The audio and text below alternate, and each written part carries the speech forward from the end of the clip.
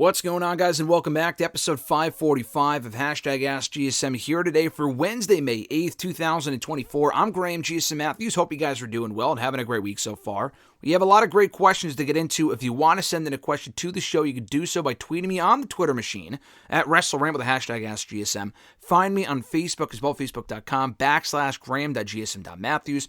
Drop a comment on the post I usually put up on Tuesday nights, if not on the wall itself. And last but certainly not least, drop your question down below in the comment section on this very video. I'll include your question in next week's edition. Let's get into it here. Jordan B. from YouTube, their question was, do you think Xavier Woods would ever get a singles championship push? I think the closest they came to that ever actually happening on the main roster was obviously after he won King of the Ring in 2021. It looked like they might have actually been doing something with him in late 2021. They had him feuded the Bloodline very briefly during that period on SmackDown. He was not going to win the World Championship, obviously. He completely bypassed the Intercontinental or the United States Championship, whatever was on the brand at that time. He went immediately for Roman Reigns, because Roman Reigns was obviously like the kingpin on SmackDown, and Roman took his crown, stepped on it, and that was pretty much the end of it. Because they had a match on SmackDown. Woods has brought this up on Twitter before, but he actually beat Roman by DQ. They had a match on SmackDown. That was when Roman was still routinely working TV shows, working televised matches. And I think the Usos got involved, attacked Xavier. So he technically won. He technically beat Roman Reigns. Technically his first singles loss of any kind since he lost to Baron Corbin 2 years earlier. Now, he wasn't pinned, obviously, and people forget about the whole DQ thing because it doesn't really matter, of course. But still, it was a loss, and it was a win for Xavier Woods. They never went back to it. I did think they would do the match at day one, that January, because it was in Atlanta, and I think Xavier's from the Georgia, Atlanta area or whatever, and they didn't. So he got hurt, and I think maybe, I don't know if he got hurt at that point, or they just weren't using him in that top spot. I'm pretty sure he had to go away for like a month.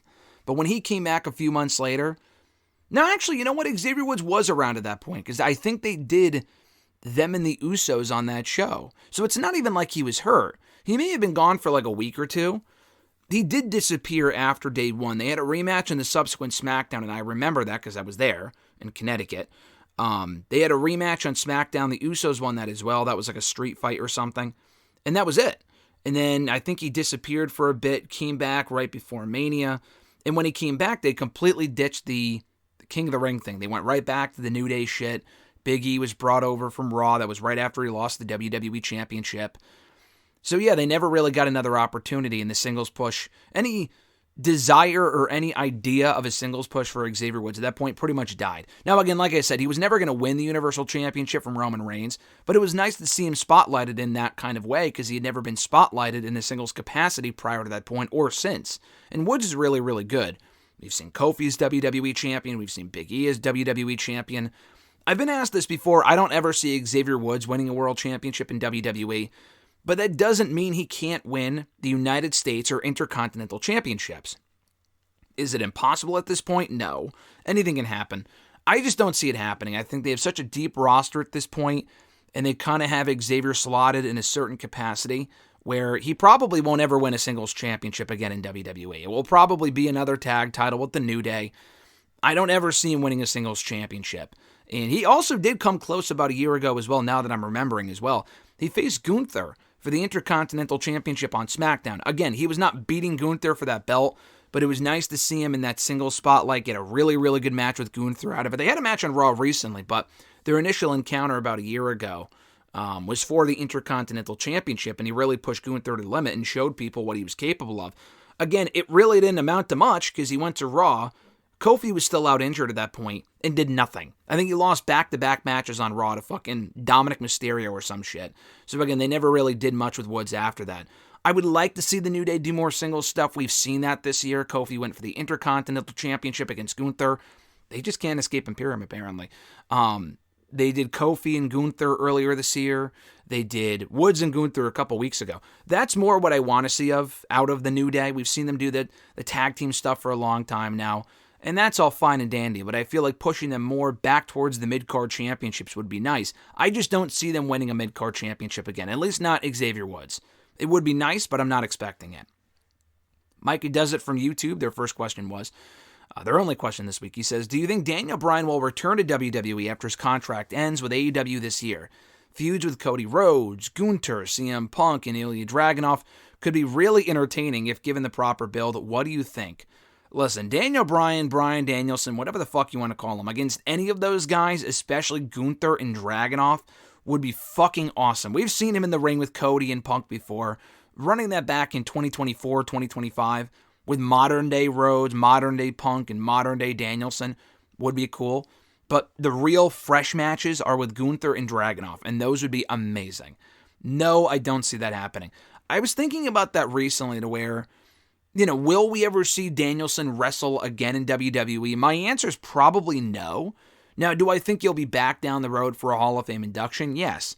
But I feel like he's at a point in his career now where he has said before, obviously it's pretty well known at this point, his in-ring full-time career will be over by this year. And then how much he wrestles after that, we don't know. Now, he has gone on the record in saying that he doesn't plan to retire ever, like have a formal retirement. He plans to wrestle until he's dead. That's what he said. He'll wrestle the occasional match. But now, again, is that a couple matches here and there? Is that 5 matches a year? Is that 2 matches a year? And is it in a major company? Is it when he's done in AEW at the end of this year? Apparently, if his contract's up by August, let's say, which would make sense because he arrived around that period a couple years back at All Out. So if he had a 3-year deal, that would make sense. If he leaves and is done with AEW at that point, does he stick around as like this higher official as he has been, apparently behind the scenes with AEW for a couple of years now? Or does he go work indies, which he's teased before? Does he only do New Japan stuff, which he's been doing lately? AAA stuff? Does he do the fucking bingo hall shows? Does he do WWE? Now, again, I don't think so. I feel like if they were to want him, I just don't see him coming in for like 1 or 2 matches. I feel like if WWE were to have him, they would probably want to have him work like the Edge schedule. Or Edge was a part-timer for WWE, more of a full-timer now in AEW, which is cool. In WWE, Edge was doing a couple matches a year. He was probably, not a couple. I mean, he wrestled quite a bit, actually. He did have a couple TV matches. But earlier on in his most recent WWE run, he was only having like maybe 3 or 4 matches a year. I could see Daniel Bryan not wanting to commit to that because he doesn't know where he wants to wrestle, who he wants to wrestle, how long he wants to wrestle for, like as far as many matches a year. And in WWE, I doubt, and I know they were talking about it when Vince was still in charge towards the end of his last contract 3 years ago. Oh, maybe we could do something with New Japan. I just don't see that happening, where he could work WWE and they would also allow him to work like Indies and New Japan and AAA. No one has done that yet. Now, I know they're starting to develop better relationships with like, was it Wrestle One or Noah? Noah. That was where Charlie Dempsey wrestled recently. GCW, but that's not New Japan. That's not AAA. It couldn't happen at some point, sure, but I feel like AEW's got a lock on those relationships with those companies to where WWE probably would not want to work with them or won't be able to work with them, to where Danielson can work in WWE, but also be doing that stuff. I think he just wants to be home. At that point, why not just be a fucking full-time competitor again? I feel like he wants complete freedom with where he wrestles. So, no, I as much as I would love to see those matches, I just don't see it happening. And again, I probably had said a couple of years ago I see him retiring in WWE because I did. Like at this point, I see AJ Styles retiring in WWE. Kevin Owens retiring in WWE. Especially AJ, the idea of him going to AEW would be cool, but I don't see him going anywhere. But then Daniel Bryan, who I thought would probably retire in WWE, ended up going to AEW, and it ended up being the best thing for him. I mean, in WWE, he still would have had a great run, but it made him feel fresh again, get all new opponents in this new company, people that he's never worked with before, and he's had an incredible run over there. Hasn't won a single championship, I don't think, right? I mean, he hasn't held the TNT title, the tag titles, the World Championship. He went for the Continental Championship. He lost that too. But, it's been really cool to see him do his thing in AEW the past 3 years, and he's had an incredible run over there. So I don't see him going back to WWE, but the idea of those matches is intriguing. Maybe for a one-off match much farther down the road, but I don't see that happening anytime soon. And who knows what the WWE landscape will look like by that point. Chris W. from YouTube, their first question was, he says, "Hiya, Graham. Hope your week is going swell and you're doing good yourself. I see and hear a lot of people use the term cooking, quote-unquote, or cook, quote-unquote, a lot on social media and on podcasts/video reviews, especially in WWE videos. I personally find it cringeworthy and lame. If they want something to cook, go to an Outback Steakhouse, Chris says. When do you think the slang term was starting to be used, and what's your opinion of the word being used so much? Listen, I'm in the camp that uses it, ironically, unironically, whatever the fucking term is. I think it's fucking funny. Yeah, there's a lot of slang words that are incredibly dumb. You have to acknowledge this shit is stupid. Like, oh, that's lit. Like, shit like that, it's fucking stupid. And I say that in tweets, and I say that in videos, and in podcasts, and reviews, because I think it's fucking funny. I say it all the time, let him cook, as like a joke to Alexis, and she thinks it's annoying as hell. Because the word is incredibly fucking stupid, you're right. But guess what? Let him cook. Chris, let him cook. That's what I say to you. As far as when it started getting used, I don't know. I haven't really kept track of the slang terms and when it started getting used, probably in the last couple of years. I feel like I wasn't really hearing that before 2023, 2022. I feel like it kind of started. I mean, it doesn't start in wrestling. It's definitely an outside of WWE thing. People have maybe it was a wrestling thing. I don't know, but I'm pretty sure it was like a regular slang term that wrestling fans then adopted for matches and wrestlers. Like, oh, let him cook. He's great. Whatever. He's cooking. I mean, The Rock has always said, "What is The Rock cooking? Can you smell what The Rock is cooking?" I mean, that's always been around. I'm saying like let him cook. Like that thing has kind of been relatively new in the last couple of years, but again, I'm probably not the best person to ask about that. I don't really keep track of the slang terms, but I think it's fucking funny. There's a lot of terms that, I mean, it's very stupid. There's a lot of slang terms that people use, wrestling fans use, that are pretty cringeworthy, and that's, I guess, one of them. Totally your opinion, and that's fine, but I think it's fucking funny, so I totally acknowledge it's dumb, though. Your second question. WWE released 12 people this week, mostly the NXT roster. While some were just there, two signings that were significant were the releases of Drew Gulak and Gable Steveson. Gulak had been with the company for 8 years, and while not a star, he had been an able hand who could elevate an opponent to a quality match. And while I'm someone who is disappointed in the booking of the No Quarter Catch crew, I will say he was the right guy to lead a developmental heel stable. Gable Steveson, on the other hand, is a cautionary tale of what happens when a company puts too much stock in a person who was all hype and no substance. He debuted at WrestleMania 38 and had a nice, albeit hollow moment of him suplexing Chad Gable. Then a month later, he gets drafted to Raw, despite him not having one match in the main roster or the company as a whole. He did a whole lot of nothing for a year, and then when he finally debuted on the NXT brand, he cut a robotic promo and had nothing, what did he say? He cut a robotic promo and had an awful segment, he said. I'm sorry, I read the wrong sentence. Had an awful segment with Baron Corbin that set up their disaster of a match at the Great American Bash, where he was booed out of the state of Texas the whole match. In conclusion, he was all hype, and in the end, he proved that he didn't have what it takes to make it as a pro wrestler, despite them trying to make him the next Kurt Angle. What are your thoughts on both releases? Yeah, two totally different situations. The Gulak one, to be clear, and we'll talk about like what Triple H said at the press conference, probably briefly. I mean, I can go on for a lot longer about it, and I might do it so in another time, but the Ronda Rousey thing was not why he was released, because I was thinking, even a couple of weeks ago, why was he taking off the show? Like, why was he taken off the show? I don't really give a fuck about Gulak. I don't really give a shit that he's used, not there. I don't really care. As far as from like an on-air standpoint, from an on-air talent standpoint, as a wrestler, I don't really give a shit about Drew Gulak. I mean, the guy's good. He's very good, but they have far more interesting personalities in that company. But when the Ronda Rousey thing came out, I mean, it was certainly suspect. I'm not doubting her claim. I mean, that was her story. Drew Gulak had attempted to he did apologize in the tweet, but his rebuttal was weird because he tried to not justify it, but attempted to explain what had exactly happened. Maybe it did play out the way that he said it did. Who knows? But regardless, though, there's really no one way to prove what happened. So to take him off TV or to fire him over that, I thought would have been weird. And I'm not even saying, again, keep him, don't keep him. I really don't give a shit either way. But I feel like it probably would not have been fair to let him go over that one thing. And I was thinking for weeks, there's got to be something more to this. There's got to be more that he was guilty of or something. Because there's no way, or at least they shouldn't anyway. I know he's expendable. That's the thing at the end of the day. The guy is expendable. It really doesn't matter whether he's there or not. But I don't think it would be fair to let him go over this one accusation, which is something to look into, and apparently they did, and they came back inconclusive results. That was the report, I think, from Fightful. But you can't let him go over that one instance. There had to have been more to it. And sure enough, apparently per Fightful, following the release of Gulak late last week, This was right after Triple H had talked about it at the press conference and was like, oh, the Ronda Rousey thing. And again, he went off on it and kind of buried Fightful and PW Insider in the process, which was incredibly fucking dumb, which we'll get to a little bit later on, like I said.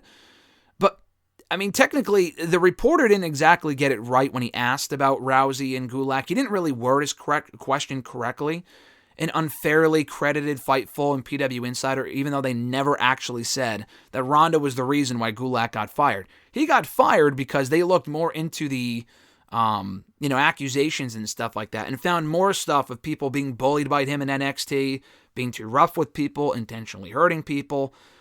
And when I tweeted about this, I got a couple people responding. They didn't exactly understand my point, because my whole question was, when all of this shit came out on Saturday, how the fuck did they not know about this prior to that point? If the Ronda Rousey thing does not happen, do they ever find out about Gulak being a piece of shit? If that stuff is to be believed, and apparently it came from several sources and not just one person. Again, if it's one person, he said, she said, it could be a personal vendetta, whatever. But apparently there were several people on the NXT roster that did not like Gulak because he was a fucking bully in the ring. And even Cody Rhodes went on the record years ago. He went on the record on Busted Open Radio. I mean, it was nothing to be canceled over, but the story that was circulating about Gulak, I mean, back then everyone completely forgot about it, but it went back around recently when the Gulak-Rousey thing started up. He just called Gulak like just a prick. Pretty much not like a terrible person, but just a fucking prick. And he just said that he sucks or whatever. And again, being a prick is not worth being canceled, quote unquote, over. But it does paint a picture of the guy just being a fucking asshole. Now, he did work for WWE for a long time, and I'm not saying he's an awful person, because clearly they saw some value in him to keep him around for this long. They've let go a lot of cruiserweights. I mean, they really had no reason to keep him around, considering he was never going to be a top guy. He had a fucking non-factor of a run on the main roster. He was cruiserweight champion for a cup of coffee in, 2018, 2019? But beyond that, really didn't do much of anything in WWE. So when he goes back to NXT for the last year or two, has a fine little run doing the whole no quarter catch crew shit, which was a perfectly fine fit for him, like I said, and I've talked about that before, and I like the group. They're pretty fucking boring for the most part, but they're a good group. They obviously saw some value in him to be paying him a main roster salary, but to keep him in NXT. Because he had, I think, trained Rock at one point for an in-ring return. Not recently, but maybe it was someone else. I don't know. Gulak has worked with a lot of people like that behind the scenes. But he was also guilty, apparently, of some pretty, not bad shit. Again, it's all subjective, but, it is bad, but it's not like the guy should be, he probably should be blackballed. It's hard to kind of properly explain. I don't want to undermine anything else that people have been accused of and shit. The guy just sounds like a fucking prick. It sounds like he probably should not have been working there past recently. My whole point is, I don't really know why they didn't find out about this shit sooner. And per the report, people didn't speak out about it because they were fearing that Gulak could get them fired or get them de-pushed or whatever it could be. And that's also a pretty big problem. If he had warned them, hey, don't be bringing this to officials and shit like that, that's also, to me, a sign that the culture there, maybe not overall, but in some instances, hasn't completely changed. Because if there's people like that working there at the level of Gulak, who probably should not have a lot of pull because it's Drew fucking Gulak, then there might be other people still working in NXT or on the main roster that are guilty of the same shit, taking advantage of their opponents and intentionally hurting them, being a fucking bully and a prick. And again, it's not a case of people being insensitive in 2024. This is shit that should never be flying. Again, there were bullies like JBL in the locker room 20 years ago. And I'm not justifying it then, but especially in today's WWE, if they want to paint this picture of the locker room being so happy-go-lucky, they can't have people like that, not even just not working there, but they can't tolerate that shit. And I can't imagine if WWE did know about it, then that's disgusting, and they let him get away with it. And only recently did people kind of put a spotlight on him because of the Rousey thing, and they kind of felt like they had to let him go because of all of that, and not because of that one particular incident. But if they didn't know about it, that's almost equally as bad. That how did they let this fly under the radar for as long as they did? How did not one person bring this up? And again, they were fearing for their jobs that a Gulak may be burying that person. It's a whole story, but fuck him. I'm glad he doesn't work there anymore.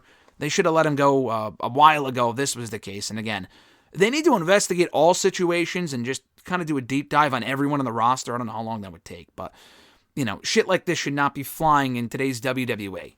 And again, if it's just being stiff in the ring or whatever, that's one thing. But like I saw the clip of him working with Dante Chen. I've seen all the Level Up matches. I watch Level Up. I'm one of 5 people who do.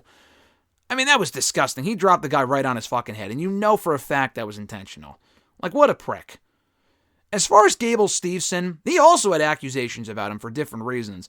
They can't let him go for that alone, because people have always wondered, like, why don't they let him go? Like, he has these accusations, like literal rape allegations against him. And they did bring it to a court of law, not WWE, but the whole thing did go to a court of law. I think the only reason why he got off scot-free was because of a loophole in the legal system at the time, which they've since patched up, interestingly enough. So whether he was guilty or not, and he probably could have been guilty, it's impossible to say, at least for me. I haven't really done a deep dive on the case. WWE can't fire him, I don't think, for that alone. Again, for a single, I mean, if he was proven guilty, and it was pretty obvious that it was him, that he was guilty of what he was accused of, then obviously let him go. But if it came back, I guess, illegally innocent or not guilty or whatever, then they can't just let him go, because it's like, he probably was guilty. I don't know how exactly that would work. Again, I don't work in WWE. I don't know the sort of ramifications that would come out of that if they did let him go. It would be one thing if he wasn't expendable. And apparently he was, because he wasn't that good. We saw that on TV. We saw him work on TV a few times. We saw him work at that Great American Bash show last year. And he just wasn't that good. He had been working there for almost 3 years this coming summer. 2.5 years. That's a very long time. To not be showing much progress, if any progress, in those 2.5 years, whether you're an Olympic gold medalist or not, they got to let him go. They gave him a lot of opportunities. He worked a lot of dark matches. He worked a televised match in NXT. He cut promos. He had the Mania moment. Now, one thing you did get wrong in your question, he was not drafted after the Mania moment. He was actually drafted to Raw prior to that point. He was drafted to Raw within months of signing with the company. He was drafted to Raw, I think, in late 2021. And then they had the Mania moment, and I'm thinking, oh, he'll probably debut soon. He'll probably have a Mania match by next year, and he never did. It's because, the match that I saw with Corbin, it was a disaster because they didn't give a shit about him. It wasn't just that it was a poorly wrestled match. It was poorly worked. But it was also the fact that no one gave a shit. I mean, I like Corbin. He tried to salvage that the best that he could. But the Gable Steveson shit, the guy just didn't, he just had no fucking personality. It just seemed like he couldn't really cut a promo, didn't have any charisma. He may have been a WWE fan, but some people are just not cut out for this, whether they're athletically gifted or not. Some people just don't have it, and apparently he did not have it. From what I saw and from what the company saw, the fact they let him go, it's pretty clear they saw nothing in him, and that it just wasn't worth keeping him around. Now again, if he goes out, signs with TNA, and really improves and proves himself as a top-tier talent, they can always bring him back down the road. Again, the rape allegations kind of make that difficult because it sounds like he's not a great person. So maybe exactly not the same thing at all. But maybe he goes out and proves himself if he really wants to get better at this. I honestly highly doubt it. I feel like he's just going to move the fuck on from pro wrestling. He will not continue to pursue it. He'll do other shit, go back to the amateur wrestling, whatever. I just can't see a scenario. I mean, I could see a scenario. I just don't find it likely that he's so passionate about pro wrestling that he's going to go out and prove himself. Because if he was, he would be better by now. But he's got to be considered one of the biggest fucking disappointing, one of the most disappointing signings in WWE history. People thinking, and myself included, we got our next Kurt Angle on our hands here. Like, this is a guy that could really break through. And then he's there for years, doesn't do shit. And it's very clear he was not on TV because he's not that good. And he never really progressed to a level that was even bearable. That's pretty bad. And they made a very big deal over his signing a couple of years ago, rightfully so, because he just won the Olympics right before that. And then he amounted to absolutely nothing. That's pretty embarrassing. But you know what? WWE, to their credit, they gave him every opportunity. And they didn't know back in 2020, 2021 that he wasn't cut out for WWE. They didn't really find that out until he started working there. So they gave him a shot. They gave him a lot of opportunities. It wasn't like he was just there for 6 months. There's a lot of people they cut before they could really get going on the main roster or in NXT. They gave him a lot of opportunities, and he just never really panned out. And that's okay. But just be wary in the future that not every athlete that you think might be a perfect fit for WWE, this is a message to WWE here, not every Olympic gold medalist is going to be the next Kurt Angle. I think that's pretty clear at this point. Next question. I'm spending a lot of time on these questions, but they are very good questions. Next question, also from Christopher. He said, last week you mentioned Star Wars, and on Saturday was the annual May the 4th Be With You festival on TBS all weekend. I was fortunate enough to see 3 Star Wars movies in theaters on opening days, mind you, in my lifetime. The Phantom Menace, Attack of the Clones, and The Force Awakens. Why didn't you see Revenge of the Sith on opening day? And I can honestly say seeing a Star Wars film is different than any other cinematic experiences. How would you rank the Star Wars series from worst to best? For me, Attack of the Clones is the worst, and Empire Strikes Back is the best, and my favorite of all these Star Wars movies. What would be your picks from best to worst? That's a good question. I mean, this is a loaded question. I could do an entire video on my ranking of Star Wars movies. This is a bold, I don't know if it's bold, but it's definitely different than what most rankings would be. You said Attack of the Clones is the worst, and Empire Strikes Back is the best. Those are not my best and worst on my list. And they're not, flipped, but those are not the best and worst on my list. And I'll probably give a very brief analysis when I'm done with this ranking. For the non-Star Wars fans that want to hear more about the wrestling questions, I'll try to make this short. But my ranking from best to worst, again, kind of a bold ranking, I would say a little bit, but here's my ranking. Maybe I'm going off of favorites, but here we go. Revenge of the Sith, number 1. Return of the Jedi, number 2. Now that's episodes 3 and 6. Empire Strikes Back, I've got it 3, episode 5. At 4, I have A New Hope, which makes sense. It's the 4th movie. Didn't do that on purpose. That just kind of worked out that way. 5, Force Awakens. That's going to ruffle some feathers, I'm sure. 6, Attack of the Clones. 7, Phantom Menace. 8, Rise of Skywalker. And 9, The Last Jedi. Now listen, I have watched all the movies multiple times. I'm not the biggest Star Wars fan in the world, and I'm more honestly I'm a casual fan, but at the same time, I've seen every episode of, at this point, I'm a bigger Star Wars fan in recent years than I was even a few years ago, because I kind of got back into it with Alexis. But when I say casual fan, I mean I've watched all the movies, the spin-offs, pretty much all the shows, Clone Wars, Rebels, Bad Batch, the Clone Wars 2D animation show, that special, I watched that last year with Alexis. Mandalorian, Ahsoka, all that shit. We watched all the live action shows, Andor, all that shit. No, I haven't read the expanded universe novels. We've played the 2 most recent Star Wars Jedi video games, and those were great. We 100% of the first one, have not 100% of the second one, but we did beat the entire story mode. We're still closing on 2 planets. We just don't have the time. But I just kind of enjoy Star Wars. Honestly, every single movie I enjoyed. Some more than others. But there's not one movie of those 9 that I honestly hated. Some I did not really love, but I liked every movie. So that's why my ranking's a little bit different. I just think Revenge of the Sith is just a cinematic masterpiece. That's not to say The Empire Strikes Back is not, but the difference there, though, 1, I didn't grow up on episode 5.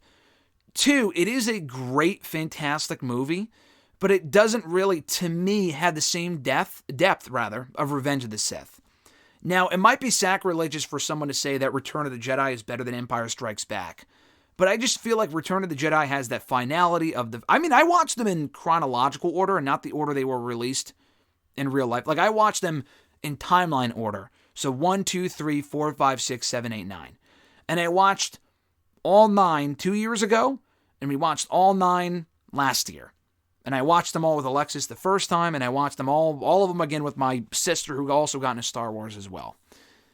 So that's what I'm going off of. It's not like I watched all the movies 10, 15, 20, 30 years ago, and I'm just going off of my memory. I just watched all the movies, and that's what I'm going off of.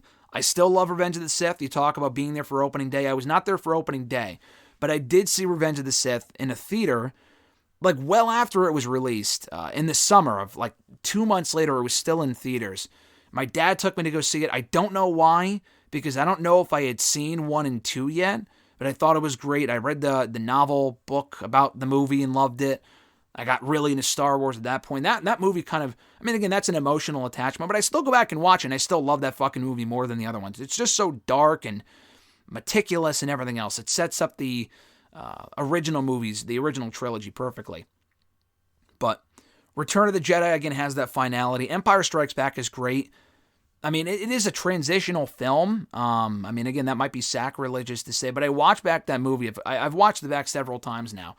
And it just doesn't give me the same, and it's a great movie, it doesn't give me the same satisfaction that the other two that I just said were. I don't know, I just love 3 and 6 more, but 5 is great. A New Hope is a classic. Force Awakens is basically A New Hope, but I really enjoyed it when it came out. I saw that movie when it was released. I saw all the new movies on the weekends they were released. Opening day, before opening day, because I worked at a movie theater, so I saw them before they were even released, a couple days ahead of time. Force Awakens, that was the case for 8 and 9 as well. Attack of the Clones, you said it was the worst one. I put 3 other movies after that. Attack of the Clones is better than Phantom Menace. I just saw Phantom Menace again over the weekend for a third fucking time in 3 years. I liked the movie. I always thought it was the worst one. I think the most recent movies are worse. Rise of Skywalker and Last Jedi, they're just a fucking mess because they had different directors and I like the movies. I really liked them when I saw them, and I still enjoy them now. The 9th one is better than the 8th one because the 8th one is just completely all over the place. Doesn't really continue much from 7. They introduce new characters that aren't really likable. And then 9 kind of completely forgets about what 8 was trying to do. And then they bring back the Emperor out of nowhere. Again, it's a fucking mess. And I like 9 because, again, it brings finality. I like the final battle scene. It's very Endgame-esque, but I really enjoy it for what it was. And it caps off the trilogy perfectly fine. But 7, 8, and 9 are completely unnecessary movies. And I still like Force Awakens more than I do 1 and 2. But I still think 8 and 9, although I enjoy them, are definitely the weakest of all 9 movies. 8, I think it was, after we watched it, Alexis almost did not want to watch 9 because she hated 8 that much. That's how much she did not like that movie. So, and I would agree with that. We did watch 9 and she was like, that wasn't great, but at least it was better than 8. So again, one more time, and I said I would not go in depth with this, but I just can't help myself. This is my rankings. Revenge of the Sith, Return of the Jedi. This is from best to worst, in my opinion. Revenge of the Sith, Return of the Jedi, Empire Strikes Back, A New Hope, Force Awakens, Attack of the Clones, Phantom Menace, Rise of Skywalker, and The Last Jedi. Next question from Christopher. Ethan Page was recently released from Ring of Honor and All Elite Wrestling, and has since gone on some sort of rampage where he basically put out a shoot promo on how he was the highest seller on Ringside Collectibles over guys like Samoa Joe, MJF, and Chris Jericho, and yet he hasn't been on AEW TV since, instead being opted to Ring of Honor. How do you feel about the situation? What are your thoughts on his AEW run? And do you think maybe he rebounds back to TNA and maybe teams with Josh Alexander, or will he head over to WWE when his 90-day non-compete is up? You asked a lot in there. First of all, I don't think they have a 90-day non-compete in AEW. I think as soon as I don't know if his deal was up and they just didn't re-sign him and he opted not to resign. That is very possible. I think when someone gets let go from AEW, I don't think they have a non-compete. I could be wrong, but I'm pretty sure they could just show up anywhere. For example, Mike Santana, I don't know if his contract was up. I think he just left. And they just gave him his release, and then he immediately showed up, or at least soon after, back in TNA. So I think Ethan Page can show up in TNA as soon as he wants. I think he's worth the shot in WWE. I haven't always been the biggest Ethan Page fan. Honestly, it wasn't really until the Ring of Honor run started that I became a bigger fan of his. He was just involved in faction after faction after faction in AEW and didn't do shit. They never really gave him a chance to shine on his own. The Dan Lambert shit sucked. The Scorpio Sky tag team, I didn't really like at all. The Ring of Honor run, no one watched. The Firm sucked. He was involved with the Hardys for a while. That was a waste of time. It was honestly just one giant waste of time for him in AEW, honestly. He got a lot of exposure, and I feel like the guy can talk. He's not really all that great in the ring. Like, he's good in the ring, but Ethan Page's strong suit is really on the microphone. And I think he could have been a bigger star there than he was. I'm not saying world champion, but he could have been a perfectly fine, like, perennial contender for the TNT title, but he was always just a stepping stone guy. He was always a stable guy. They clearly never saw him in a single spotlight, that being Tony Khan. When I say they, I mean Tony Khan. And it was nice that he gave it a shot there, but the Ring of Honor stuff was only going to go so far. No one really fucking watches Ring of Honor. No one gives a shit about Ring of Honor. That wasn't going to go anywhere. In WWE, again, I'm not saying he'll become a big star, but it's worth the shot. I could see him doing well in NXT. And NXT is kind of a shit show right now, but they need bigger names working there. I mean, not just to lose to other people like the fucking NIL athletes. That would be a waste of his time. But I feel like he could be a fine asset in that company. I feel like his time right now is in TNA. I feel like he could become a bigger name in TNA than he was previously. He was only ever a tag team guy there. He left to go to AEW when the tag team stuff had just ended. Him and Josh Alexander can reunite. They can have a great feud. I feel like that would be the perfect landing spot right now for Ethan Page. He can check out WWE afterward if they're interested. I feel like he's worth the shot over there. But in TNA, that's the place to go. The promo thing, real quickly, and the ringside collectibles thing, I think that was just a joke. Like him being like, oh, I have a lot to say, and then he's just going off about ringside collectibles and shit. I don't really think that means anything over the fact that, oh, he's going off about how much merch that he sells despite not being on TV. I mean, I think he's just kidding. I feel like he got work there. But the rest of it, I enjoy Ethan Page. He's not my favorite wrestler, but I feel like he's talented enough. Give him another shot in TNA. I feel like they could use the star power right now, if you can call Ethan Page a star, I guess. And then maybe in WWE, we'll see if they're interested. 6 Fox Puff from Twitter, their question was, would like to get into AEW, I just don't know where to start. What are the championships? Is the roster split? What's the difference between AEW, Collision, Rampage, and Dynamite? Are there separate champions for each show? Which show is better? What's AEW Dark? Is that still a thing? Do other companies mix with AEW? If so, what are the other companies' championships defended on AEW? Would just like a summary if you can. Holy shit. That is a lot of questions. I'm not going to answer every single question. If you don't know where to start, I would just start now. Like, I wouldn't even go back. If you want to go back and watch like some of the best of AEW, follow like the world title scene from when it started 5 years ago to now. And it's not like the network where you can find all the pay-per-views in one place. You do have to purchase each individual event. Maybe you can just find them online or on YouTube or something, but like follow Jericho becoming the inaugural champion and then Moxley beating him for it, so on and so forth. I feel like the first 4 or 5 champions, they really nailed that whole storyline with the Elite and Adam Page, kind of culminating in Full Gear 2021. Punk coming in, Danielson coming in have been great. Check out their stuff. Punk's run, he's not there anymore.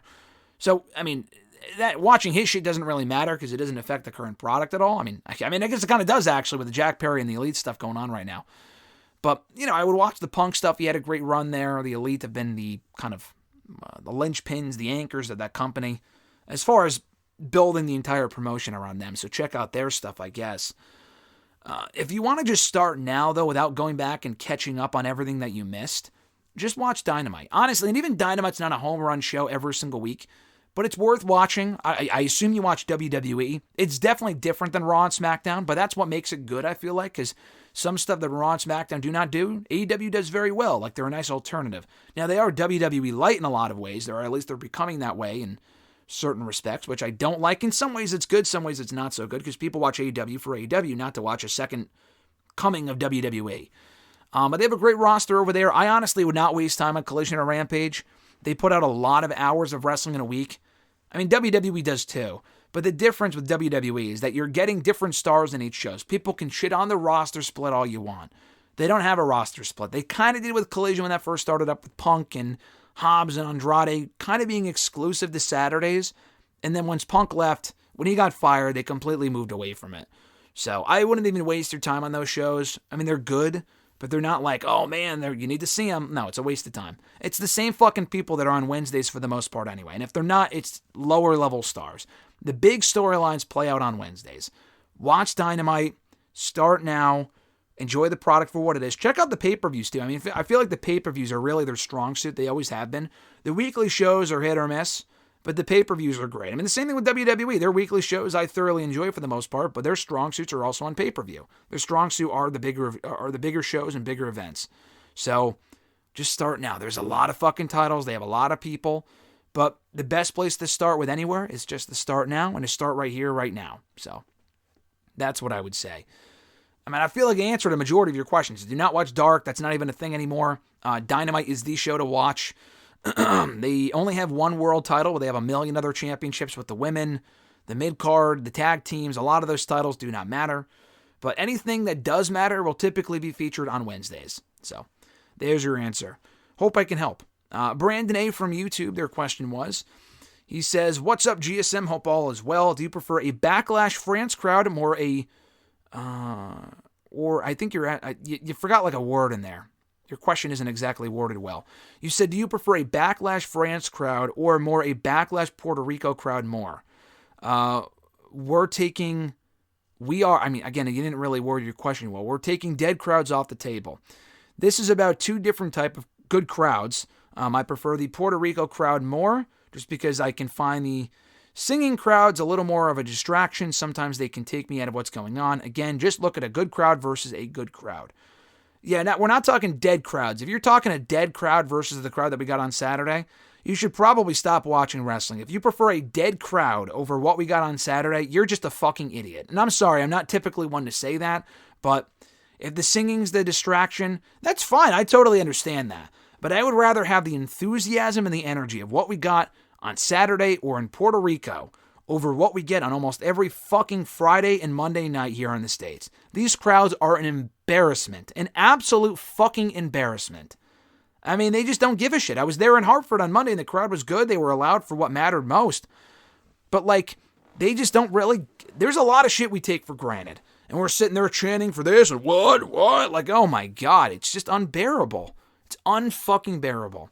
But anyway, if you're comparing a good crowd versus a good crowd, then I would probably go the France crowd. I mean, the Puerto Rico crowd was great too. Don't get me wrong. I really don't care because we're comparing a great thing with another great thing. I really don't care about the singing. I guess it can get annoying after a while. But that show was incredible. I thought this year's show, even though it was on par with last year's show, was better because the crowd was even louder. They were loud for literally everything. And I don't know if the Puerto Rico crowd was loud for everything on that show. I feel like they kind of died down after a while. I'd rather have a crowd that's into everything to kind of enhance my interest in the matches than a crowd that is hot for most things. And again, you can disagree and that's fine, but I would prefer the France crowd. I don't think if they got all the shows, I don't think they would sing for every single person every single time. I just feel like they were louder and more passionate than even the Puerto Rico crowd or any other crowd I've ever seen in WWE history. So I got to go with that one. His second question, now just starting to get back in AEW. Oh, Brandon's also getting an AEW too, so maybe Six Fox Puff can follow his lead here as far as getting back in AEW now. He said, I saw Dynasty and it was awesome. Right now, my favorite thing on the show is actually the Orange Cassidy Trent Beretta stuff. Interesting. I stopped watching right after Full Gear when Adam Page won.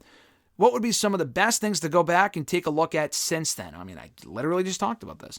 He said, I only stopped watching wrestling, or I at least stopped watching, rather, because I fell super behind and at one point was so behind that I just gave up. Again, do not watch every single show. To make it easier on yourself, if you have only so many hours in the day, as we all do not waste your time on Rampage and Collision. If you feel like it's too much of a... I mean, even WWE... You have to dedicate more time to watch their shows because there's different storylines on Raw and SmackDown. NXT, who gives a shit about, but Raw and SmackDown, there's different storylines. That's 5 hours each week at least. With AEW, they have an equal amount of hours between Rampage, Collision, and Dynamite. That's 5 hours as well. Between those 3 shows and then WWE's 2 shows, not including NXT, that's also 5 hours. Not including Ring of Honor and that dumbass shit. We're talking like the shows that actually matter. Collision and Rampage at this current point when we're speaking right now also do not matter. So please do not waste time on those shows. Watch the AEW pay-per-views, watch Dynamite, catch highlights from Collision on social media or on their own shows. They recap shit all the time. Just do that. As far as some of the best stuff to watch since you stopped watching AEW in late 2021, my opinion, watch the Punk stuff. Not only the Punk stuff, but the Punk stuff to me was the best stuff in AEW for a lot of that time. That and the MJF stuff. So you kind of missed the majority of the Punk run, but you definitely missed, if you stopped watching after Full Gear, you definitely missed Punk and MJF. That is the best feud in that company's history, hands down. So watch Punk and MJF. I would watch MJF's entire 2022. I feel like his rise to the championship was great. That the Wardlow feud was great, and then they completely dropped the fucking ball on Wardlow. You're probably going to watch that thing, what the fuck happened to this guy? That's kind of a non-factor at this point. But MJF's shoot promo after losing to Wardlow was great. His rise to the championship, babyface run in 2023. Again, honestly, I would watch anything involving Punk, and I would watch anything involving MJF from the last 2.5 years. So Punk and MJF, Punk and Moxley was brief. Do not waste your time on that Jericho shit. Do not waste your... I mean, the Elite stuff was fine, but like them getting back together and then turning heel, it's just a mess, man. It's just a fucking mess. I wouldn't waste your time on that shit either. Just watch the main event stuff. With Danielson taking on MJF at Revolution last year, an amazing match. That was phenomenal. You said you watched Dynasty, so you obviously saw Ospreay and Danielson. Watch that. Watch MJF The whole Adam Cole storyline, keep tabs on that from last year because they got to blow that off at some point, obviously. But I thought that was a great storyline for as long as it lasted, and it got interrupted by injuries. But it was pretty fun in the summer of 2023, and then it kind of carried on into late 2023. So watch that shit. That's really about it. Timeless Tony Storm I like. You can check out her stuff from the past 6 months, her highlights and her descent into madness, I suppose you could say. That's really about it, though. I mean, there's obviously other good stuff that AEW has done. You could check out the first Forbidden Door show that they did. All In, I would watch that from last year. That's really about it. I mean, the product has not been must-see for a little while now. It's had its ups and downs. Swerve's rise to superstardom. Check out his shit, because you obviously missed his entire AEW run. Don't check out every Swerve match and promo, but, check out his general rise. The Adam Page feud was really, really good. They had some great matches on pay-per-view. You can check those out. Samoa Joe becoming champion. There's really not a lot to catch up on. I know you missed 2.5 years, but the must-see stuff, I mean, I don't know if you want to watch the Brawl Out promo, the fucking Punk rant from the All Out Brawl in 2022. I guess it does set up what we're seeing now at the Elite, so you could probably watch that, but those are some suggestions. No L from Facebook. What would be your top 5 World Championship matches of all time in WWE? It's a great question. Honestly, I hate answering these questions because there's so many answers I could give. But to this one, I actually did jot down a couple of answers that I could give. And this is obviously interchangeable. I might be missing one or two. These are my top 5 World Championship matches in WWE history that I wrote down, and I might have to change them when we go through them. But I would put Punk Cena on there. That is a definite one. That one is not fucking changing. From Money in the Bank 2011. I would put Cody Rhodes and Roman Reigns on there from WrestleMania 40. I thought the match was fantastic. I've watched it back. It's amazing on camera as it was in person. The build to it was great.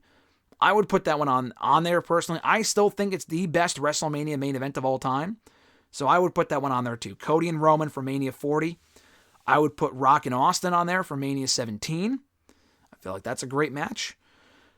Bret Hart and Owen Hart from SummerSlam 94. Just a terrific match for the WWE title between two brothers inside of a steel cage. Probably the best steel cage match in WWE history. And then the 1992 Royal Rumble. Probably the best Rumble of all time. And that was for the championship. So I would put that one on there as well. Any of those, for honorable mentions, off the top of my head, I would have said Shawn and Cena. They had a great match in Mania 23. The match on Raw was not for the WWE title. If it was, I may have said that one. And we're including the World Heavyweight matches and stuff like that. But, the best matches I could think of were all for the WWE Championship. You can include Universal and, World Heavyweight and whatever. These are the matches that came to mind for me. But again, other honorable mentions. Punk and Bryan from Over the Limit 2012 was an amazing match. Rock and Brock from SummerSlam 02.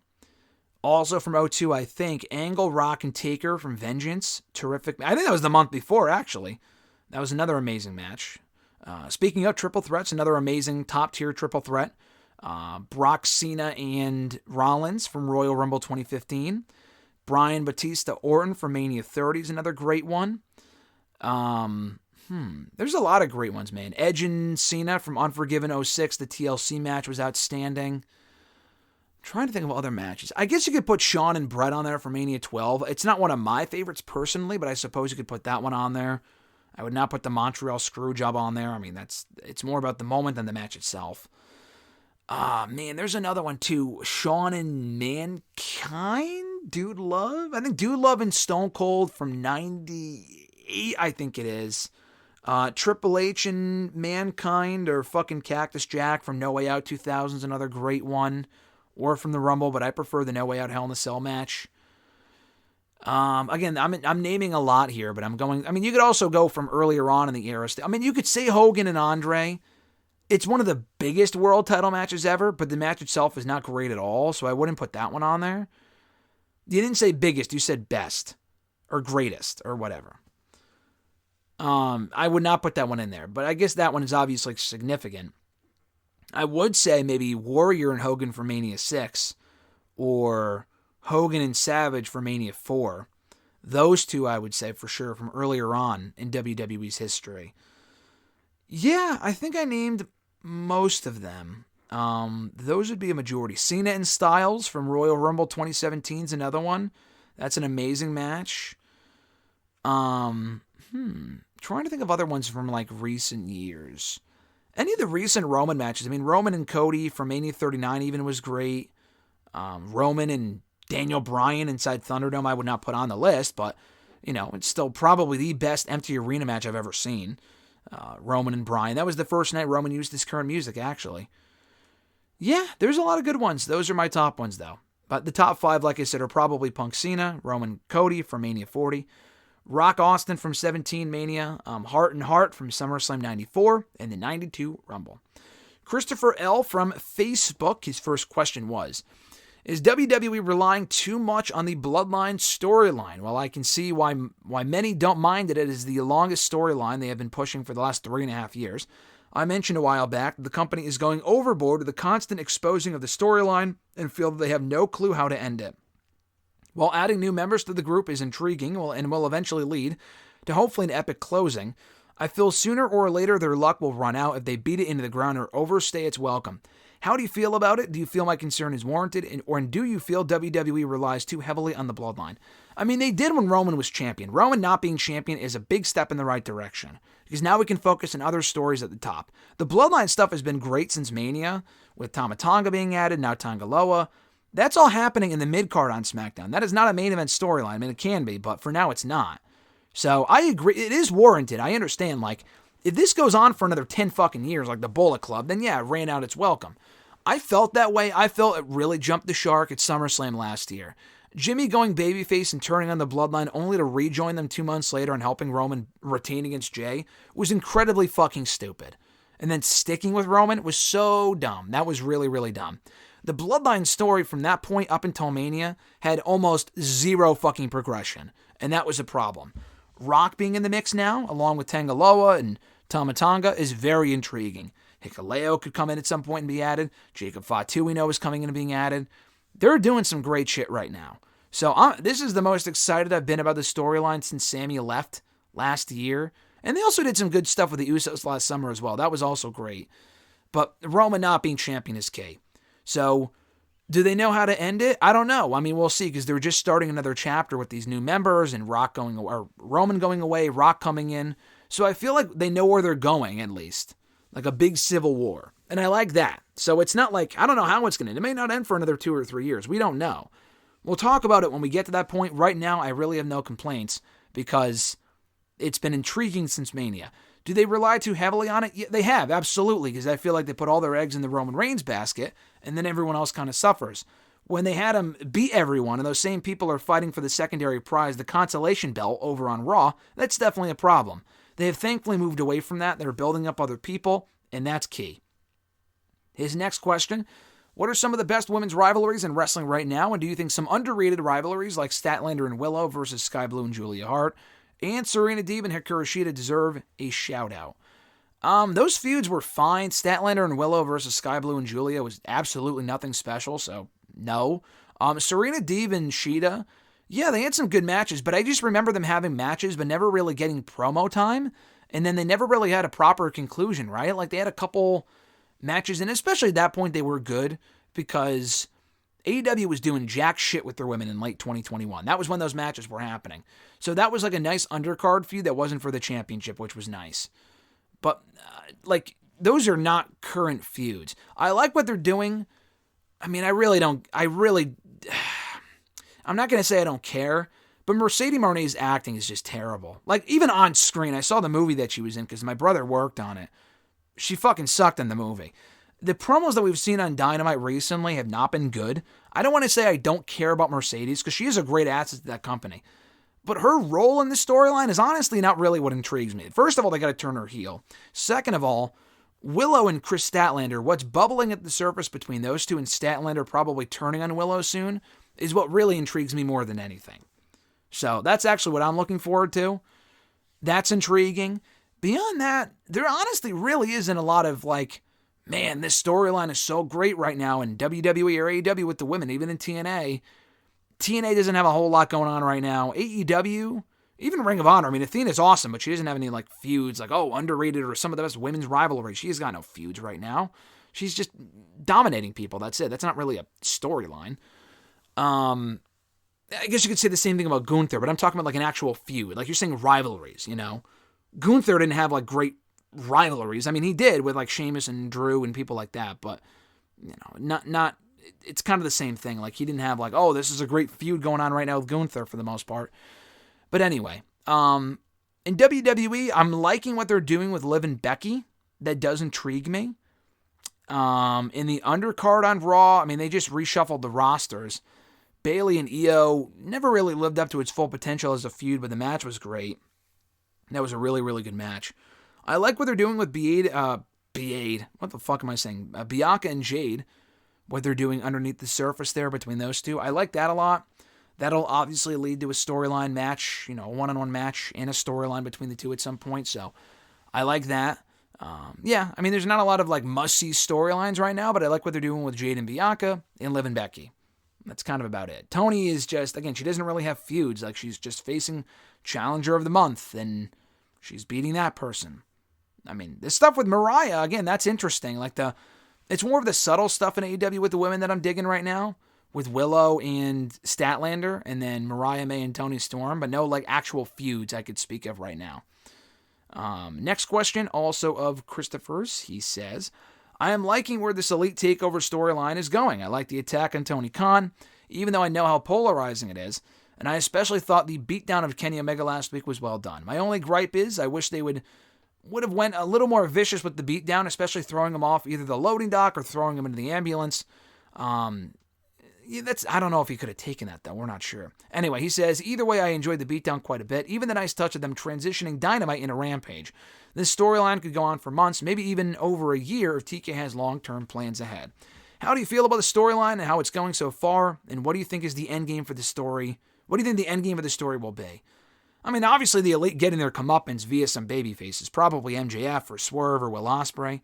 I think the end game will lead to a blood and guts match with the Elite, this version of the Elite versus like, we don't know when Omega's going to be cleared, but probably Omega, MJF, I would think, Swerve, Ospreay. I mean, that's a pretty stacked match, so that's where I see it going.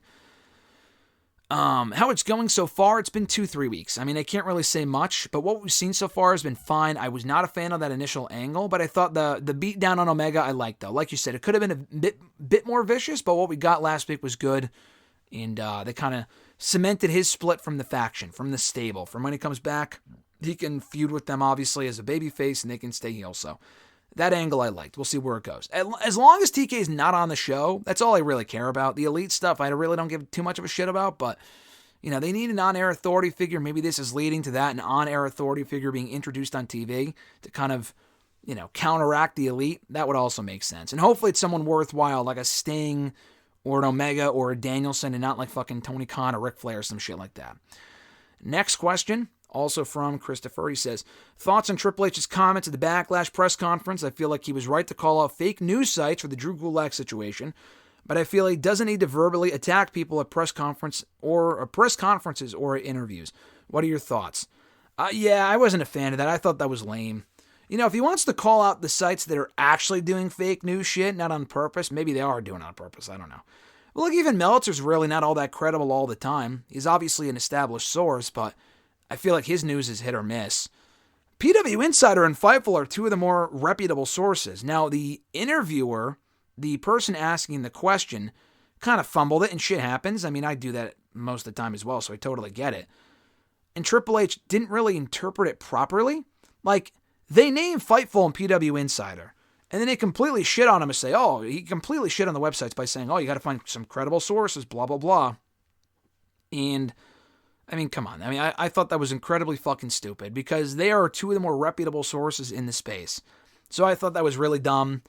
Apparently he called them to apologize, but again, if he doesn't do it publicly, what does it even really matter? Because in the eyes of people that are watching these conferences, it does a lot of damage to those websites and their view of the situation, because now people will look at those websites as being like fake news websites. Ringside News is trash. Zero news, but the X or whatever is trash. There's a lot of websites that are fucking trash news websites or wrestling accounts or whatever. Those are more to the reputable ones, and he completely shit on them, which is completely unfucking fair. Janatul P, and again, I completely botched your name, and I apologize. It's Jannatul. I definitely mispronounced it, so feel free to hit me up, drop a comment, whatever, to improve my pronunciation of your name, because I completely fucked it up. I apologize. Your question was, can CM Punk have a long run as an active wrestler in WWE by staying healthy? Can he improve his in-ring work compared to what he delivered at the Royal Rumble? I mean, the Royal Rumble, yeah, he didn't look great in the match. That was only one match that I've seen of his, so it's hard to say.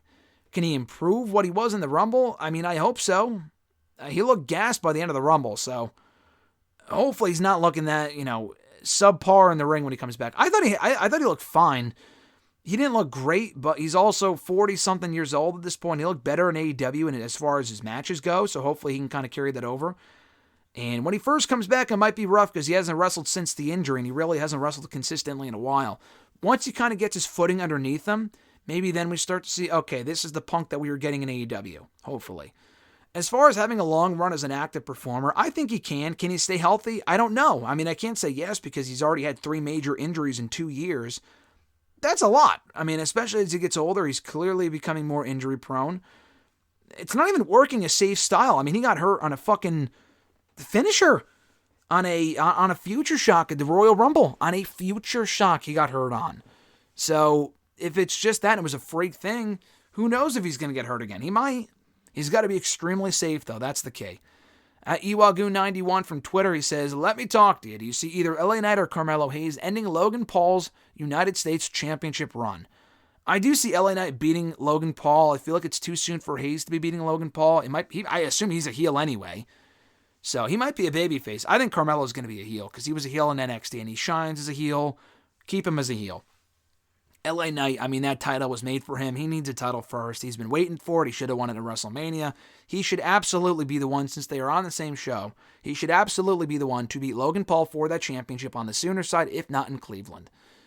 His next question, do you see Gunther or Ilya Dragunov, and Ilya Dragunov, facing off in the Raw finals of the King of the Ring tournament? I do. I do think Gunther will beat either Ray or Kofi, probably Ray. Next week on Raw, I think Dragunov will beat Jay. He definitely should. I know Ilya's new. He doesn't need to win, but we just saw Gunther and Jay fucking a month or 2 ago. And they had a really good match, but I don't need to see that again. I don't think Jay should be beating Gunther. Gunther should be in the finals. So I think it should be Ilya and Gunther can beat him.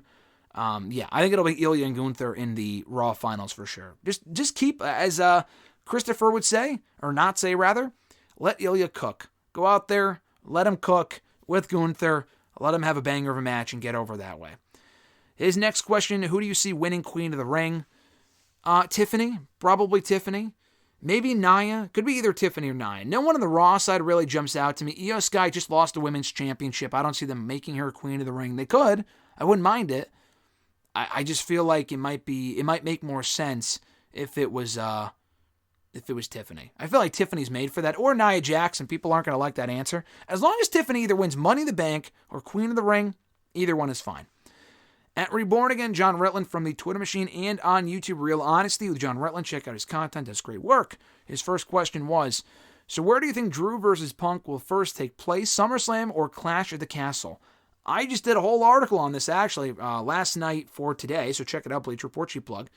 I say SummerSlam. I don't think Punk will be cleared by Clash, and that match would have to main event, which is fine. I feel like what they're going to do, and what they probably should do, is put the belt back on Drew at Clash. In Scotland, he can win the championship there.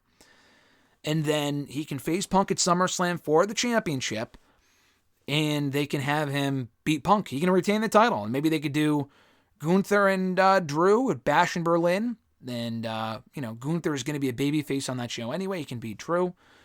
So that's probably what I would do. I would have Drew take the title from Priest at Clash.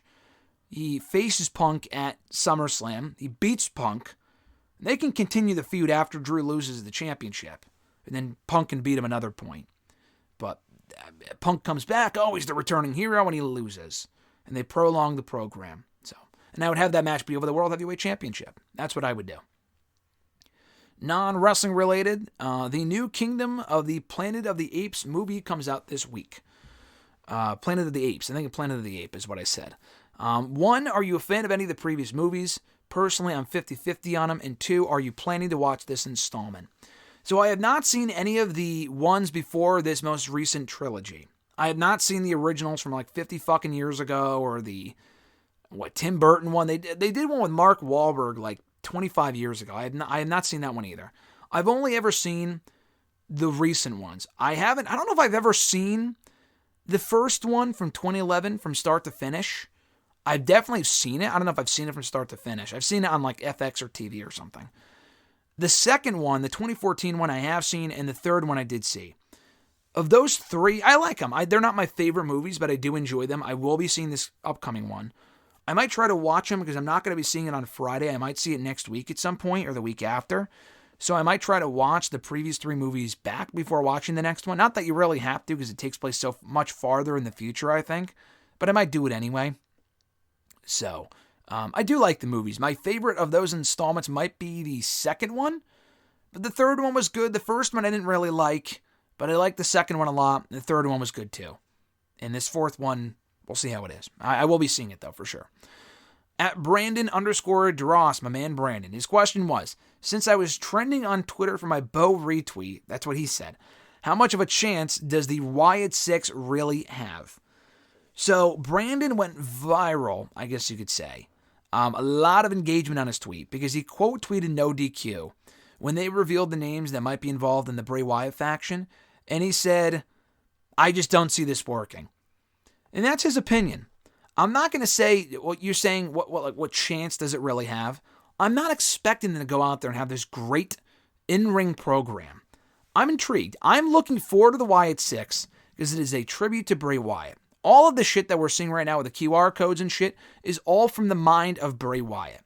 To see Bray Wyatt's legacy live on and not be completely forgotten about in some form or fashion is cool to me. So honestly, to me, that's what I care about. I don't think they're going to debut on day one and go after a world championship. And if they do, I think that's a mistake.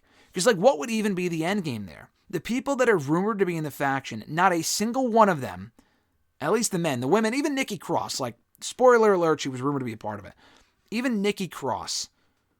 I really have zero desire to see her back in the championship picture. Maybe Alexa Bliss, but she wasn't rumored to be a part of it. People are just thinking that. I think she will be.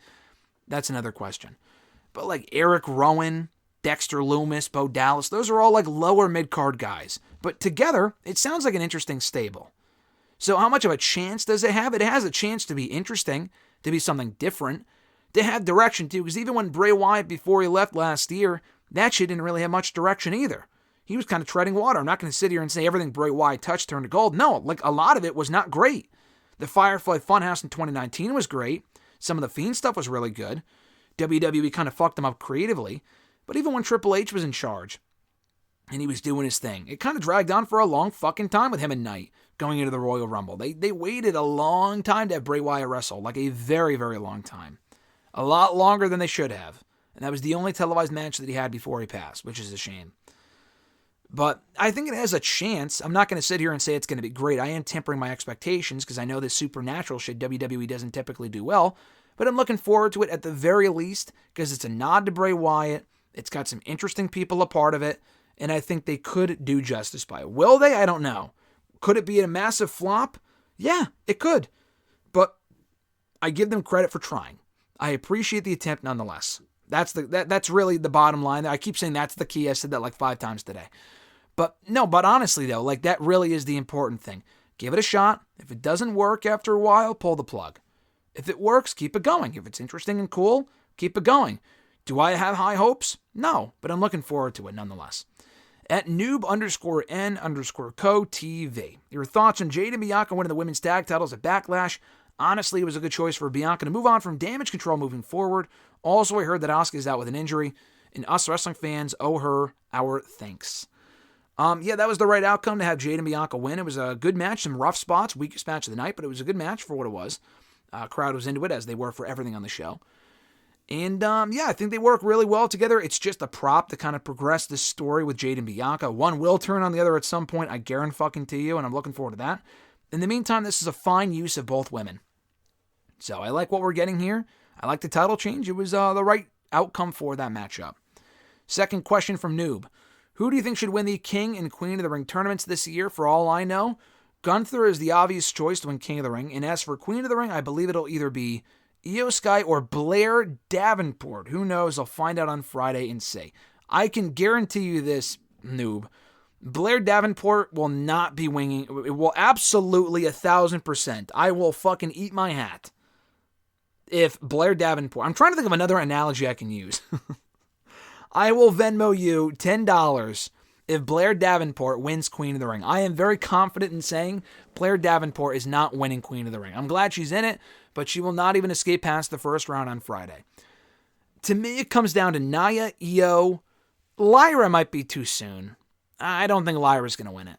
To me, it comes down to Lyra, Io, Nia, or Tiffany. I think Tiffany will win the whole thing. And if not her, then maybe Nia. But I think it should be Tiffany. I feel like that gimmick fits her to a T. Next question, also from Noob. Your thoughts on Tonga Loa shockingly making his debut at WWE at Backlash? I believe that we're definitely getting the Bloodline being led by Solo Sikoa, which means that we might have Roman Reigns coming back, the Usos reunited, and possibly Jacob Fatu joins either Solo or Roman. Yeah, I thought it was cool, man. It was a nice surprise because, one, we get the Guerrillas of Destiny back, this time in WWE. I didn't follow a lot of their New Japan stuff, so people are saying, oh, they're cooked, like they're not that good anymore. Okay, I still like the idea of them being in WWE together. He's a nice surprise, a nice addition to the faction. Don't book him in many singles matches on his own, apparently, based on what I saw towards the end of his New Japan run. But as a tag team, they could be solid. A nice addition to that tag team division on SmackDown. I think he's a nice addition to the Bloodline, and no one saw it coming. Everyone was expecting Fatu, and we got Tonga Loa instead. I thought that was really cool. So, yeah, I like the development. I like the Bloodline stuff. Like I said earlier, it's got my interest right now. Last two questions from @TheAverageGrunt. The first one being, from Twitter, of course. If one were interested in getting into writing about wrestling professionally, whether it's news articles, biographies, or just opinion pieces, what avenues would you suggest someone go down to get into the field? It's a good question. I've been asked this a lot in the last dozen years. I've gotten this question many times. As far as how you can really break into wrestling writing and stuff like that. There is no one obvious answer. As with any field professionally, there's no one obvious way to get anywhere. There's no one easy way either. What I always tell people, and what someone asked me about it recently too. Literally, someone just asked me, like DM me the other day and asked me about this. My answer to these, to those questions, and to you, average grunt, to you grunt, would be this: repetition. Get a resume of stuff together. And just because you do have a resume of stuff together does not mean that's going to land you a spot writing professionally about this or anything, whether it be movies or comics or anything. It doesn't guarantee you anything. You got to have an open mind and try, but you might get a lot of no's before you get a yes. And it might not be for big money, it might not be for any money at all. But to start out anyway, you have to start somewhere, first of all. I mean, that's an obvious answer. A lot of these things that I say are not groundbreaking, but I'm just going off of my own experience because the wrestling media landscape has changed dramatically since I first got into it 12 years ago. I was very fortunate to break in at a time when obviously wrestling media, quote unquote, was a thing 12, 14 years ago. But it was a lot easier to write for the bigger websites like a Bleacher Report or something like that because it wasn't what it is today. Spots are very limited because everyone wants to write about wrestling. But, even back then there were websites that I contributed to, but I didn't do it out of money. Like when I first started writing about wrestling in like 2010, 14 years ago, I was not doing it to get paid. I was doing it just because I wanted to and because I liked it. You gotta like it to a certain extent. If you're doing it just for the paycheck, for as far as this industry, this writing wrestling shit and stuff like that, you're not going to get anywhere. Because a lot of people get into it expecting, I gotta write for a big publication and get paid for it. Off the bat, maybe you could. I'm not saying it's impossible. Nothing's impossible as far as that sort of stuff goes. But it's not going to work out. You can't go into anything, including starting a YouTube channel. I get that question a lot too. Oh, how can you make big money off of YouTube? You're not. I mean, from the get-go, you will not. You could go years, like I'm not even saying weeks or months, years, without making a fucking dime off of anything. But if you enjoy it, you got to be doing it because you enjoy it. If you don't have time to do it, then you got to go figure something else out. Because you can't be probably wasting time doing something that you're not making bank off of or you're expecting to be making bank off of. You will not become rich doing writing, YouTubing, podcasting especially, anything like that. I mean, especially with wrestling because the market is so oversaturated, and you hear that with everything. With everything. Every single market is oversaturated when it comes to like gaming stuff, comic stuff, movie stuff, wrestling stuff, sports. Everyone likes to talk and write about this stuff. But I've only seen a select few, not like 5 or 6 people, but like the people that have really made it that I've seen, like the people that I see at these press junkets and shit like that, busted their fucking ass to get where they are. And they went a long time, and still even in some cases today, do not get rewarded for their work. They're doing it literally for the love of the game. And that sometimes, and a lot of the times, will lead to opportunities. That's when opportunities really arise. But to start somewhere, which again is an obvious answer, and it sounds silly and lame, but you got to put together a resume of shit that you've done. And a lot of it will not be like, oh, I want to do this professionally and have it be like a full-time job for me. And a lot of the cases, that will not be the case. You got to start somewhere before you can get to that point. You got to put together a lot of written examples. You're saying about writing. I mean, even if it's a video thing, like I wanted to work for this website doing video content for them. Okay, you got to show that you can do video. And as other people have said too, show that you're very multi-versatile. That's not the word. Faceted is the word that I was thinking of. Multifaceted in terms of you can write, you can do. And when it comes to just writing, because you're asking me just about writing, and all over the place here. I'm talking all over the place, but you're mentioning just writing. You got to prove that you're multifaceted, that you can do a news article, that you can do opinion, that you can do editorials, that you can do breaking news, that you can do lists and rankings, you can do pretty much anything anyone throws at you. So when an opportunity arises for a position doing just this, because some websites are just looking for opinions, some websites are just looking for news, you've proven that you can do that. So it's just kind of getting the reps in. As with anything, practice makes perfect. You will improve at it. You'll get opportunities that way. And nothing's ever guaranteed, but it's a lot more likely that you'll get to another level, that next level, if you start somewhere and start putting your shit out now, even whether it be your own website or writing for a different website. Anything is better than nothing. That's the best advice I could give. Rambling answer aside, he's got one more question here. That was a long-winded answer, and I apologize. But your second question is also a really good one. And this is the last question for the episode, I promise. Because we're going on over an hour here. Well over an hour. He says, how would you rank every two-night WrestleMania, thus far from worst to best based on the quality of the respective main events? Night 1 and Night 2 together. For example, being the combination of Roman and Rock versus Cody and Seth, and Cody versus Roman 2 from this year. It's a good question. So here would be my ranking, just on the main events, not just the events themselves, but the main events. These are the best Night 1, Night 2 combinations. And you said from worst to best. From worst to best in the last 5 years. And thankfully there's only 5 of them to rank and not like fucking 15 of them. Like the Star Wars movies was harder to rank because there's 9, but there's only 5 here. The worst one, WrestleMania 36, because I thought the Boneyard match was amazing. I mean, that was great, exceeded all expectations. It was awesome, one of the best matches of 2020. But Night 2 is Drew and Brock. I mean, and it wasn't even awful, but it was 4 minutes in front of no one. You will never rewatch that match. It was not what it could have been. It was underwhelming, but given the circumstances, what more could they have really done? And it just pales in comparison to every other match that we're going to talk about. So 36 is easily number 5. Number 4, WrestleMania 38.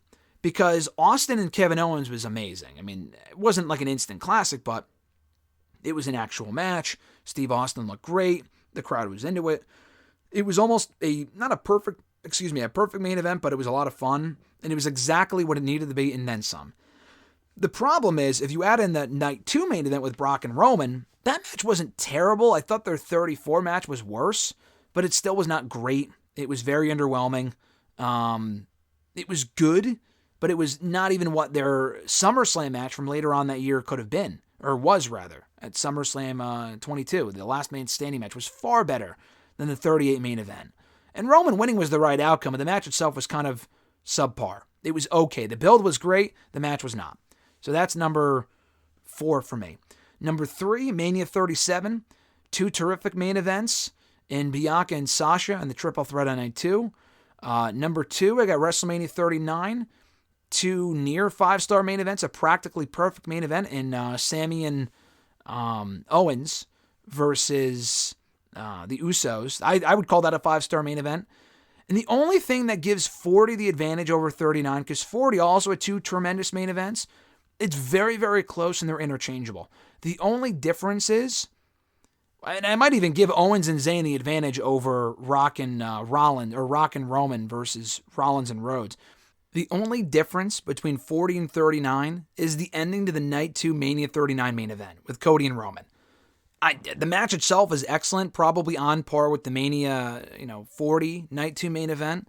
I think the Mania 40 one is better personally. I think that one's better personally, but the execution of the finish sucked, and the outcome itself sucked. Even in retrospect, I know you could say, oh, Roman won to set up an even bigger moment at 40. Sure, but even in the moment, it sucked. In retrospect, sure, it's made a little bit better, but it was still deflating for an incredibly long time, probably until Mania 40. So I got to go 40 is the better one.